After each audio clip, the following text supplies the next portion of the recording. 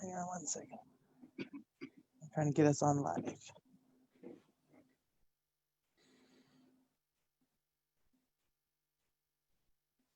Admit. And then where's my live video? Good morning. Good to see you, Cornel. Nice to see you as well.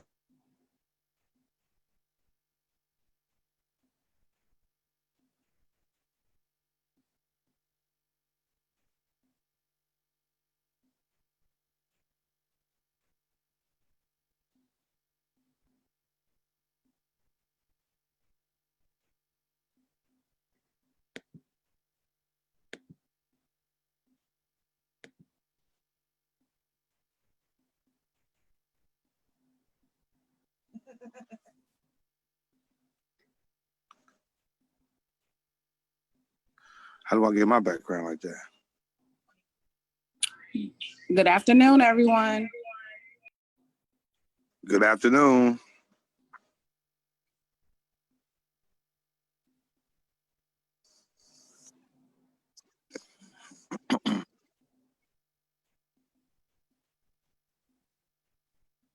Oh, we're live on Facebook? Yes, we're live on Facebook. Okay, well, now that we're live, I guess we can go in and get started. How are you today, Mr. Brisea? Great. Thanks for having me today, Cornel. Absolutely. So we're going to go around and we can start with introductions. I'll start. I'm Cornel Darden Jr., President and CEO of the Southland Black Chamber of Commerce and Industry. And we are thrilled to have George Brisea III of True Heights Treatment here to discuss what he does with mental health. We can start next with Erica.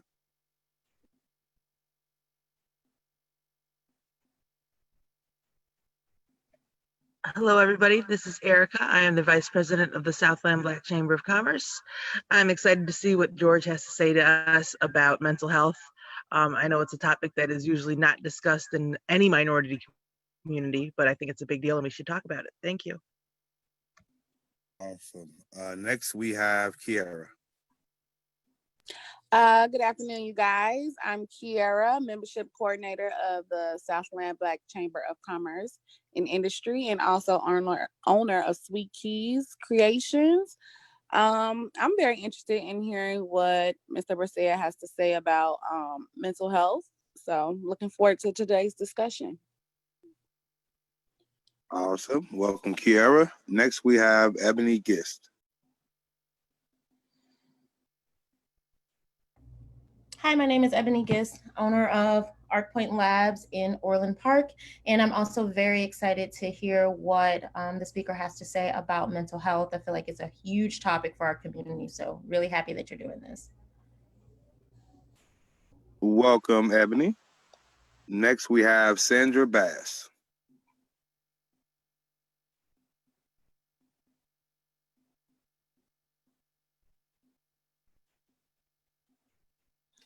Are you there, Sandra? You may have to unmute yourself. Okay, can you hear me now? Yes, we can hear you. Oh, all right, great. I'm sorry, I'm this technology stuff is not me. But again, my name is Dr. Sandra Bass. I'm owner and CEO of Breast Services. We provide in-home and community-based counseling. So it's just a pleasure to be here. I'm always interested in getting new information and perspectives on from different providers. So I'm just interested in what I can learn. Awesome. Welcome, Sandra. Thank you. And next we have Kathy Darden.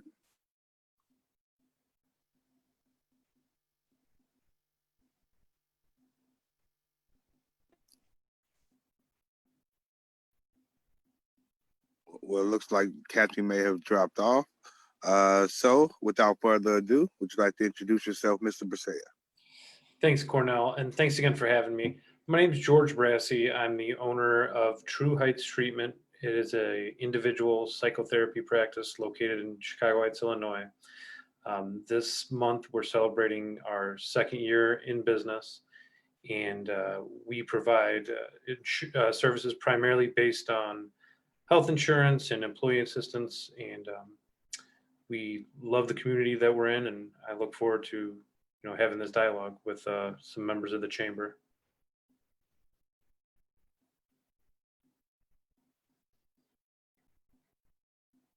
Awesome. Well, Mr. Brescia, we'd like to start with mental health in general. How would you describe mental health?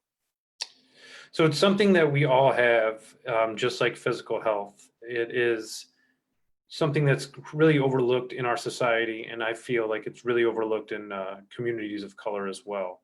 Most mental health providers are white, and most mental health practices are located in predominantly white areas. So I think, for example, like with my practice here in Chicago Heights, this is a predominantly minority area, and I'm the only private practice, besides the person I share my office with, within the entire city of 30,000 residents. So in the minority community, I've heard several people mention today that there's not a lot of talk about mental health. Why do you think that is? I don't want to speak for the minority community. How about you tell me why you think that is? I actually don't know. I know personally, just from my family's background and my culture, I know it seems kind of frowned upon. For instance, if I were to go and see a mental health professional, people would think, call me crazy, or or make me feel ashamed that there was something wrong with me. But I couldn't speak for the minority community either, because I don't know. I don't know much about the profession, nor do I know much about mental health and the different demographics and how those are relayed. Does anyone else have anything to share about mental health in the minority community and why it might be frowned upon?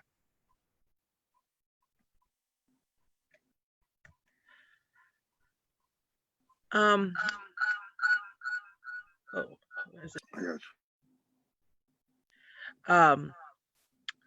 I've just noticed that it's a matter of the perception of strength in a lot of cultures, where they'll just think that you're being weak and that you just need to suck it up and keep moving. I find that to be definitely a big factor when I work with people of color in therapy. Is there's a level of stigma about going to therapy just in general, and then there's an extra level of going to therapy as a person of color. And I think you point out a lot of great things there, that this concept of strength, that we all are supposed to kind of grit and bear it, lift ourselves up for the bootstraps. That's really deep in the American way of doing things. And I think it is part of the reason that we have so much stigma about coming to counseling. Now, Mr. Brescia, I once took a history course, an Irish history course, and the concept of mental health amongst the Irish did come up in that course. And I believe the professor said that the Irish are impervious to psychoanalysis. I'm not sure if that's the case. I know that I've seen that quote, and I think it's attributed to Freud, but I'm not sure if it's an actual something that Freud actually said.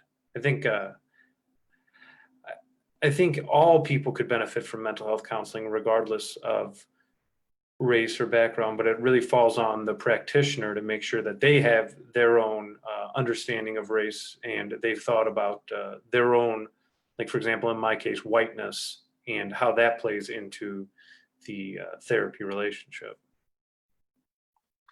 So when it comes to the concept of lacking in strength when seeking mental health professionals' help, are we looking at that the wrong way? Is mental health something that everyone should be concerned with and everyone should be looking to do, or reaching out for such a type of service like that? I mean, do you have to be in some type of crisis mode to speak to a mental health professional? Well, absolutely not. In fact, I personally feel you can grow a lot from going to therapy before the crisis happens. When crises occur in a person's life, they need to be addressed. And usually coming to therapy when you've gone through a major crisis, you're usually coming after. But you don't need to to be in a major crisis. Most of the people that I work with hold regular jobs. They're families and members of the community. They're not the archetypal psychiatric patient that we have come to think of through Hollywood and movies. Yeah, that was actually going to lead to my next question about household income and status when it comes to mental health.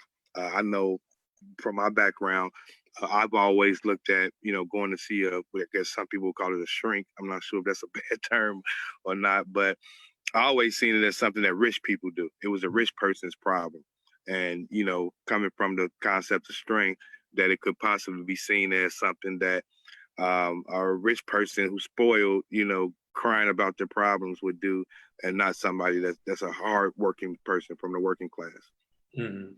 Yeah, those class dynamics are very powerful, and that is a perception out there.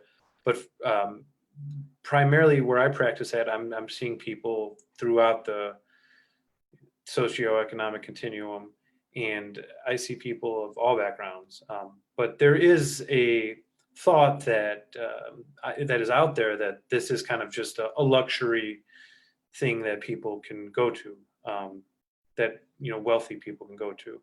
But with the advent of health insurance and health insurance covering the cost of most therapy, it is more accessible to people than it was in the past. And there are many more therapists out there now than there was 40, 50 years ago. So how does that work when it comes to being able to afford mental health services? Does most insurance carriers carry it? Is it covered by Medicaid and Medicare? Sure. And I know we've talked extensively about some of this in the past, but all health insurance plans have to cover mental health at some level. It's one of the, I'm blanking on the name in the Obamacare law, where it was one of the essential services, I believe, is mental health. And insurance companies have to pay it at the same rates that they would pay or for somebody with physical health, and they have to provide the same amount of coverage.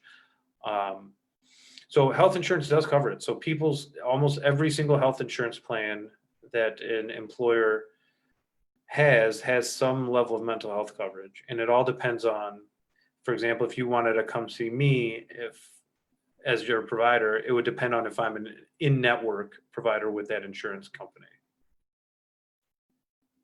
Okay, I got you. Another major thing that a lot of people, I think, overlook that are employed is the employee assistance programs. These are kind of a big part of my practice.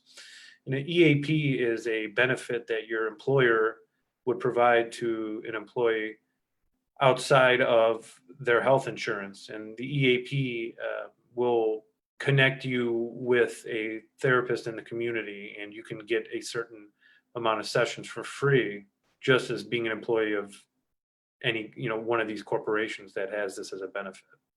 I really think they're overlooked a lot of times in employees' benefits. So when it comes to referrals, for instance, like I have a sister, Kierra is actually my sister. She's on the call. So if I wanted to refer her to you, how does that dynamic play out? Does it usually come off as, hey, I don't have a problem, why would you be referring me to a mental health professional? Or how does that work? Sure. So if it's an adult, well, what I try to avoid is if some family member wants to make an appointment for a relative, I have to tell them a lot of times that the person that they're trying to get into therapy needs to make contact with me if they're 18 and above. So just like you would Kierra would go to see her regular doctor, she would have to make the appointment. She would have to go about doing it. I found that this family members referring people into therapy and reaching out. I think this is something that is different with minority people of color. I have a lot of times I've had family members reaching out to me, and I've had to tell them Like I can't see your relative if you reach out to me. They need to reach out to me. So I think that may be a cultural difference when it comes to trying to get into therapy. And what about when it comes to children? So it's different when referring a child. Sure. Like if you wanted to refer one of your kids, as long as they're, I believe the age of consent to medical services in Illinois is either 16 or 17. So up until that age, the parent would have to be involved with getting them an appointment. And speaking of childhood, I know teenagers naturally go through a lot of stress and a lot of changes in their lives. Um, do you think it would be too presumptive to send a teenager that's 12 or 13 in middle school to a mental health professional? I know some people would say, "Oh, they're just being a boy," or, she's just going through puberty. How does that look? So I usually don't work with children or teenagers, but I know that it can be helpful. And I find that in the limited experiences I've had with teenagers working with them, they've found purpose in the work and they've found it meaningful and impactful in their life. Um, there is that boys will be boys, kids will be kids, you know, out there. And it's hard to tell kind of remotely. It's one of those things where you'd have to kind of meet with the kid initially just to see where they're at. Absolutely. Does anyone have any questions for George?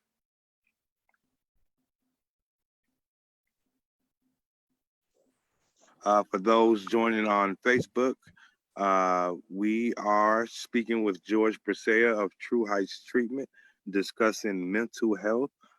George is located in Chicago Heights, and he provides a number of mental health services. You have a question, Felicia? No, I don't have a question. Good afternoon. Hey, George. Hey, How are Felicia, you? nice to see you again. Nice to see you also. I didn't have a question, but I was just going to add in regards to the teenagers. So I'm with U Chicago Medicine at Ingalls, and we do work with adolescents. And I would say that the issues that we see, a lot of times people are coming to us when their kids are 15, 16, 17 years old. And when you ask, have the issues, how long have they been exhibiting the concerns? A lot of times they're saying, we've noticed these behaviors since he was 2, since he was 1, since he was 4, 5. So I encourage people to take them in for the assessment. The assessment is free. So at Ingalls, they can bring them in for an assessment, and then they will determine what level of care will be most appropriate. So it may be inpatient, it may be outpatient, but I suggest that you get them some help. And some things that you want to pay attention to is if they are extremely, they have an anger outburst. A lot of times we get calls while they're having their anger outbursts, while they're breaking windows, they're slashing tires, they're taking knives and cutting up furniture and things of that sort. But there were some behaviors prior to that. So pay attention if they're not going out, they're not talking with their friends and things of that sort. If you notice any signs of depression, like their eating patterns have changed, their sleep patterns are changing, then you want to bring them in for an assessment. It's just an assessment. That doesn't mean that they'll be hospitalized, but it sounds like something may be going on. So I just encourage people to pay attention to those behaviors and not ignore them and wait till they get to be teenagers, because then it's a lot worse, when they come in at 15 and 16, when they've been exhibiting those behaviors since they were younger. So that's it. Awesome. Thank you, Felicia. No problem. Another thing I want to throw out there is the pandemic. I know that we went under for about 3 months at least. I went at least, I want to say 8 weeks without even opening my front door, stepping outside. In the beginning, it was kind of cool. It was like it was a vacation or something. I was loving it. But then in the end, it was very making me very anxious. And I can only imagine how others have coped with this experience. So, my question is, how has that affected the mental health industry, and what are you guys seeing in response to the pandemic? Well, it's been a real great couple months for the mental health industry, because I feel like more people are getting into counseling than ever before. And now with the advent of teletherapy and video conferencing, it really removes a lot of barriers that were there as far as people coming into my office. People throughout the state now I can see that I wasn't able to see. I'm able to connect with patients who don't just live in the Southland. But it's been a lot more work. There's definitely been many more referrals and many more people getting put on wait lists than there was prior to the governor's stay-at-home order. I'm sorry, go ahead. So do you think that the stay-at-home order and us just sitting in house for months at a time has gotten people to realize more that they need mental health services, or do you think that it has triggered something in a lot of people because of the isolation that they've been experiencing? I think a lot of people are so isolated and feeling so far out of control. This virus has really been like nothing that we've ever seen in modern day. So I think those factors, and then add in the economic instability of our country right now and people losing work, coming to counseling seems more like a valuable option for people than it did in the past. Absolutely. I have a question. Yes, ma'am. So I just want to know, like, what are some signs or some type of indicators that you need to seek mental professional help from someone? You want to take that, Felicia? No, George, no, I'll take it. Yes, I'll answer that question from our perspective. I would say that the reasons that people usually come to see us, or they should seek some help, is if your daily routine has been interrupted. So say, for instance, if you're having difficulty, a lot of people will say, I'm just not feeling like myself. I'm having problems getting out the bed in the morning. And I'm not talking about, they're not saying they're sick. They're just like, I don't have any motivation to get going. I'm going to work, but I dread going to work, or I'm at work and I find myself leaving work because I just can't stomach it, or I'm calling off sick, from work. And I'm not really sick, but I'm sick of work. So those are some things, and then if your appetite has changed, if your sleep pattern has changed, if your weight has changed. So if you lost a lot of weight, like if you lost 20 pounds in 20 days, something is off. And if you gained 20 pounds in 20 days, like during this pandemic, many people have gained weight. But outside of that, if you gain a large amount of weight in a short period of time, that means something that maybe I need to go and see someone. And I think the one thing that I always say is, we do checkups every year. We do a physical checkup every year. I encourage people to do a mental health checkup every year. So go see somebody like George, or come to the hospital and see somebody just to check in and say, hey, I just want to talk to somebody and see how I really doing. Because a lot of times as people, we don't spend the time to really focus on our mental health, because we're just going and going and going and going. And the only other thing that I would add, Cornel, is that during this time with this pandemic, or whoever asked the question, as African Americans, it's really hard for us during this time, because we have the pandemic, you have the economic despair, and then you have the racial inequalities. And so to watch the civil unrest and all and the pandemic, and to watch people, especially in our communities, losing their jobs and not having resources, yeah, more people are coming to get help, because they're like, I need some help, because I can't handle all this. It's too much for many people to handle. And so, yes, like George said, we're seeing more people access treatment than we've ever seen before. So like our number of assessments that we do has tripled in a month. So yeah, so I think people are just overwhelmed with everything that's going on, and it's just too much. So people realize that they do need some professional help. Another thing that might be a real big indicator of a need to get some professional help is having to go through a lot of major transitions, whether it's the death of a loved one, death of a parent, becoming a new parent, any of the big milestones in life also bring a lot of stress and pressure onto a person. So I'd also put that as major adjustments as another reason people would seek therapy. Speaking of that, I just recently had a friend that I found out who just had a baby, just got married, and they had complications with the baby. So they're very stressed out. They've been in the hospital for the last 2 weeks. Piggybacking on what you just said, when it comes to referrals, you know, do you just go out and say, hey, go see a mental health professional? You know what I mean? Because you see people who are struggling with the indicators that you guys just mentioned. How do you look? I know we got this concept of Karens nowadays. Do you seem like a Karen if I were to refer my friend to a mental health professional, you know, given his situation currently? No, but it's, again, it goes back to that friend has to want to come in and actually work through his issues, and then a lot of times it's not even knowing that this is an option, not even knowing that therapy is a place you can go to and speak about how you truly feel. So for example, in your friend's situation, they would have to come and find somebody to seek professional help from. And the act of them finding someone is a step in the right direction.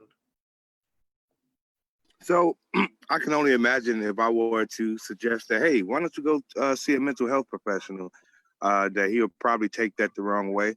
So what's the best way to promote mental health without directly offending someone by suggesting that they go? Is there like a way that we could publicly just bring awareness to the industry?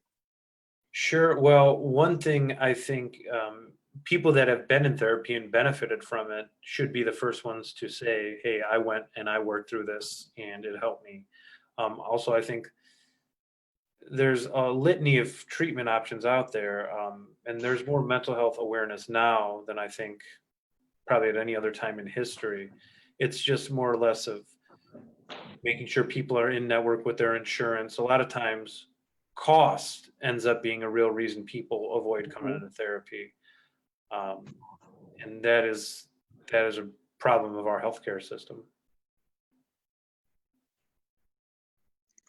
Awesome. Anyone joining us on Facebook? We are with George Brisset III of True Heights Treatment in Chicago Heights, and we are discussing mental health. Does anyone else have a question for George?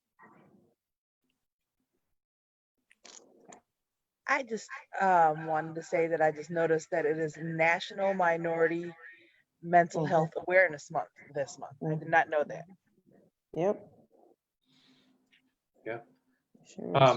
I think one of the things that as a white therapist, I'm always trying to do with my clients of color is just to try to open up that discussion about their feelings of whether it's Blackness or anything along those lines, how they view it, their own experiences with being discriminated against or experiencing racism, and how that's impacted them as a person. Because it does impact people's mental health. Is this something that you're noticing that they're seeing and then that causes them to come seek out help?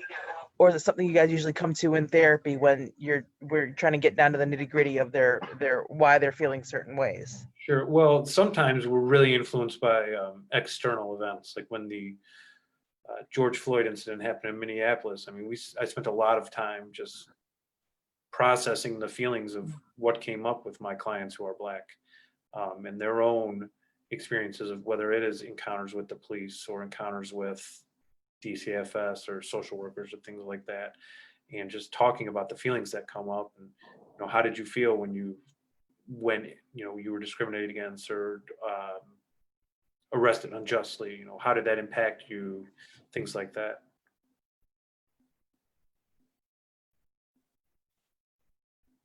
George, how is the landscape of mental health in the Southland? I heard you mention that your office is the only one in Chicago Heights. Do we have a lot of mental health professionals in private practice in the Southland? Well, as you know, the Southland is a big, diverse area. I know in Chicago Heights, which has 30,000 residents, my practice, True Heights Treatment, and my office mate Counseling Works are the only two providers in the city of Chicago Heights. And one of the big reasons, as I mentioned when I first started talking, was, therapists are also byproducts of the capitalist system at some level. So many therapists do end up locating their offices in the wealthier areas, which have a tendency to be whiter areas. I gotcha. Well, and I think me and you have spoken about some of the issues I've had with trying to become a Medicaid provider, and how many people on like a daily basis I have to turn away because I can't accept Medicaid. And it's Would you like to talk about that a little more, George, and the current bill that's out regarding that? Sure. There's a bill, House Bill 3091, that would add my licensure as a LCPC to the Medicaid system. Our professional organization has got it introduced a number of times, but kind of has died in committee, and it's in the mental health committee right now. But just if that law was passed, which all it is an amendment to existing law, adding a couple sentences, so many of our mental health access problems in the state of Illinois would be alleviated. So since I'm unable to take Medicaid, there's a whole list of commercial plans. They look like regular health insurance. They smell like regular health insurance, but they end up being Medicaid. So Blue Cross Blue Shield has a Medicaid program. Cigna has a Medicaid program. And oftentimes people who have the insurance card would think that they have top of the line insurance, but then when I do a little digging to find out their benefits, they're oftentimes Medicaid, and then I have to send them out. So this issue with House Bill 3091, it directly affects minorities. Absolutely. Because again, when therapists establish their practices, they try to go in areas where more people are gainfully employed. There's health insurance. There's people who can access their benefits. And the Medicaid issue is a major issue, because it's not that psychotherapy is not covered by Medicaid. It's just that our specific licensure needs to be added to the Medicaid system. I got you. And also Medicare, there's a bill in DC that also would add LCPCs to the Medicare system, and that would be another big help for minority communities. So the HB 3091 does not have Medicare? HB 3091 is for Medicaid, so that's a bill in Springfield. House Resolution 945 and Senate Bill 286 are Medicare in Washington, D.C. bills that would also need to be passed. I've been focused more on trying to advocate for the Medicaid expansion bill in the state of Illinois, because I think it's an easier, it'd be easier to pass than the bill for Medicare in Washington, D.C. What struggles is the bill facing so far? I think our professional organization needs much better lobbyists than we currently have.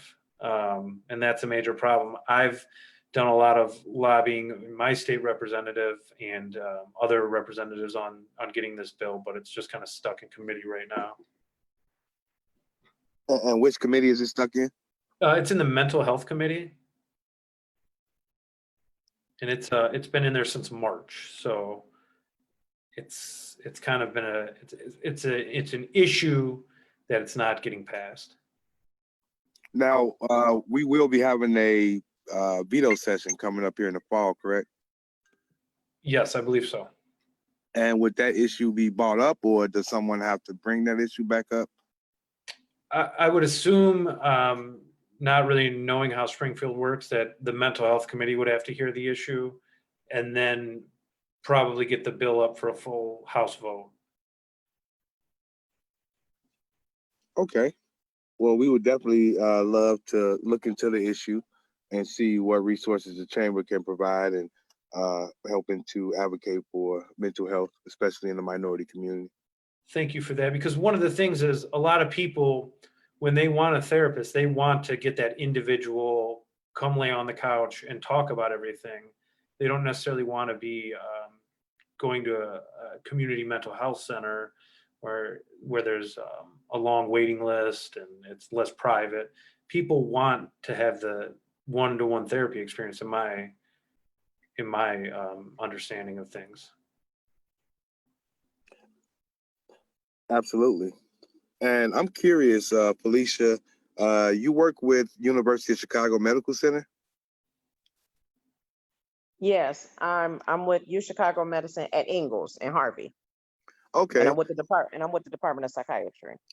So I So have the same license that George has when he's talking about the LCPC. I have that license as well, but I'm inside the hospital, so I'm seeing the people that are actually hospitalized. We have an inpatient program, an outpatient program, and we deal with adolescents ages 12 to 17, and as well as adults and older adults. So do you work with places like True Heights Treatment? So when people come into you, like you say, they're hospitalized, do you then refer them out to a place like George? Yeah, if they needed outpatient services, then we would refer them out. But we also have an inpatient chemical dependency program as well. So we put them in our program first, and then when we need to step them down into the community, then we refer them back out into the community. Okay, I got you. Mm-hmm. So you mentioned chemical therapy. George, does your True Heights Treatment deal with chemical therapy? As some of my background previously to open up my own practice was working with people in a residential drug treatment center, but we don't provide any kind of medications, but we do talk therapy for people who are dealing with addictions. Good. Okay. And then what we've seen, I don't know about George, but what we've seen during this pandemic is we've seen an increase in the number of those referrals. So more people are seeking treatment for chemical dependency, for process addiction, for shopping addictions, for gambling addiction. More people are seeking treatment for that during this pandemic than we've seen since we opened the program last year. I would second that. Do you think that it's because more people are using, or do you think it's because the pandemic has given them time to be alone and realize themselves that they need some help? I think it's a blend of both. Yeah, I think it's both. But the people that are coming to us when they come, they are saying they've had more time to just sit and think, and they're like, I finally realized I need to get some help. So it seems like more people, because they're isolated, they have more time to spend with themselves. So. Well, I have noticed personally on social media, a lot of people making memes or jokes about their increased drinking habits during the pandemic. Yep. Yep. The fact that the liquor stores were listed as essential, that should tell you something about it. So, yeah. Absolutely. For anyone just joining us on Facebook, we are with George Brisea of True Heights Treatment, and we are discussing mental health. Looks like we had a couple questions on Facebook that's been answered by our staff, but I'd like to share with George and Felicia. Do you only accept insurance? I want to list you on our site as a grief resource for counseling. That actually came from a chamber member, Tyra Watson, who's in the funeral home business. Sure. Yes. My practice is almost 100% health insurance and employee assistance program based. And if Tyra wants, I can provide her a list of the panels that I accept. Okay. And the next question was, and can people connect to you like this to listen in on your live feed? And if so, when does this air? I think she's asking for a George Brisea show. I don't know about all that. Awesome. But if you don't know Tyra, I would definitely connect you guys. Their funeral home is Southwest Memorial. I believe you may have joined the call with those guys before. Yes, I've been in communication with Tyra. I'll have to follow up with her. Okay, absolutely.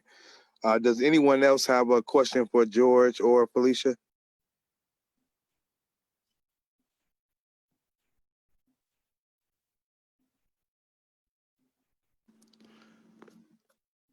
Okay, well, George and Felicia, I definitely want to thank you guys for all of your knowledge and expertise. We do get this information out to a lot of people. So through Facebook alone, we usually reach between 6,000 to 8,000 people with our Zoom videos. So I'm pretty sure that the public and our members will be very excited about the information that was given today. Well, thanks again for having me on, Cornel. And I'm glad that you asked me to be part of the chamber, and I always find our conversations to be really stimulating and a great talk. Yes, sir. It looks like we do have another question from Erica.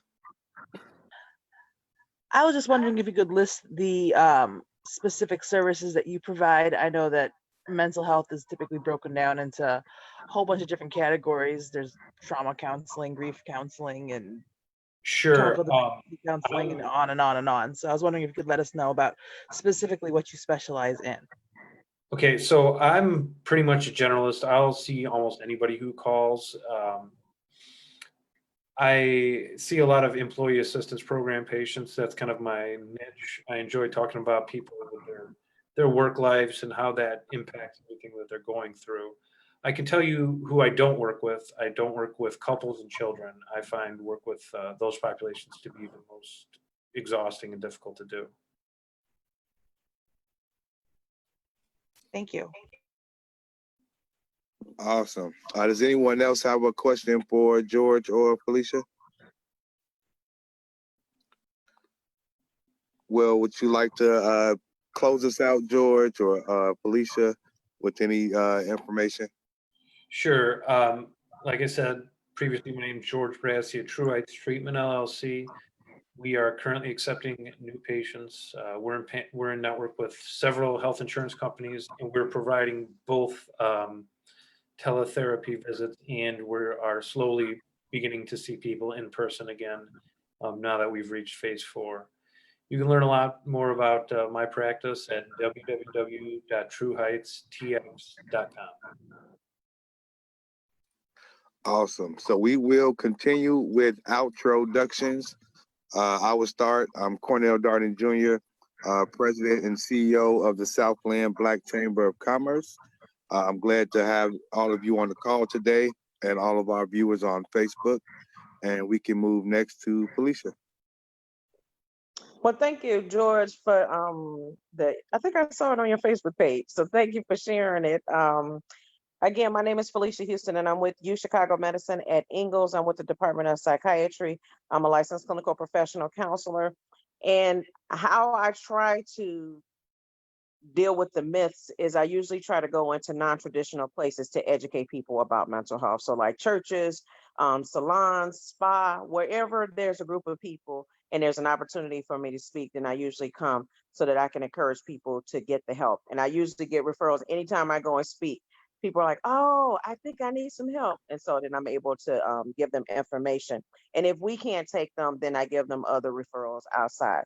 We accept Medicaid, Medicare, as well as private insurance. And the best way to reach our department is a 24/7 department. It's 708-915-6411. And that is our assessment and referral department.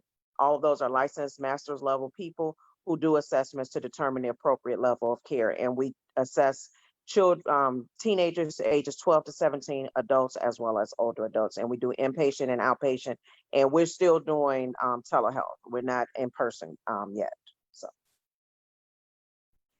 thank you. Awesome.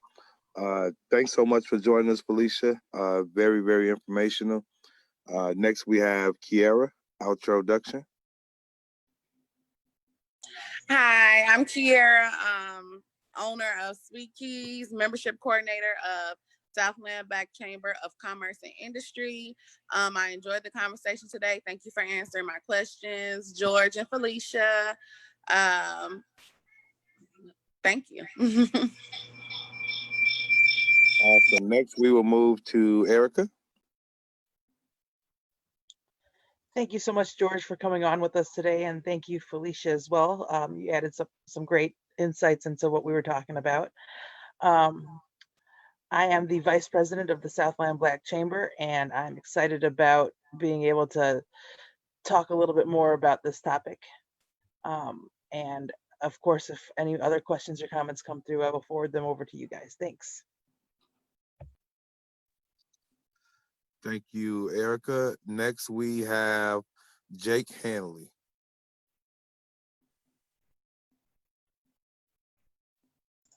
Hey, this is Jake Handey with Senator Joyce. He had a prior commitment, couldn't step in. I'm just in here listening. George doing a great job. Felicia doing a great job. Thanks for inviting Senator Joyce to listen in here. Thanks for joining us, Jake. And next we have Lashun James. Good afternoon. Thank you, Cornel. I apologize for my tardiness. Was just finishing up another call, a Zoom call. My name is Lashun James. I'm the Regional Vice President with Addis Home Care. We are a national healthcare company, been in the city of Chicago and the state of Illinois for 40 years. We partner with the Illinois Department of Aging, DOORS, you name it. In Chicago, I have about 5,000 employees that are in the homes of a lot of seniors and people, veterans and people with disabilities. And at some point, we'd love to connect with you guys because we do have what we call in-services where we have speakers to come out and talk about mental health and nutrition and things of that nature. So I enjoyed the short presentation that I did here. And I think you guys are just spot on with the resources that you are sharing. So thank you so much. I appreciate it. Thanks so much for joining, Lashun. And I think you should definitely get in touch with George. I think there could be some synergy there. Thank you so much, Cornel. Definitely will. Okay. So without further ado, I want to thank you all for joining the call today and our listeners on Facebook. Thanks so much, George, for facilitating this conversation. Again, that's George Brisset III, a True Heights Treatment in Chicago Heights. Our mental health professional. If you know anyone in need of mental health services or would like someone to talk to, please reach out to George Brisset III of True Heights Treatment of Chicago Heights. Does anyone have anything else to add? Awesome. Would you like to sign us off, George? Thanks for having me, Cornel, and I look forward to many more conversations in the future. Absolutely. Everyone have a great day. Take care. Bye-bye. Thank you.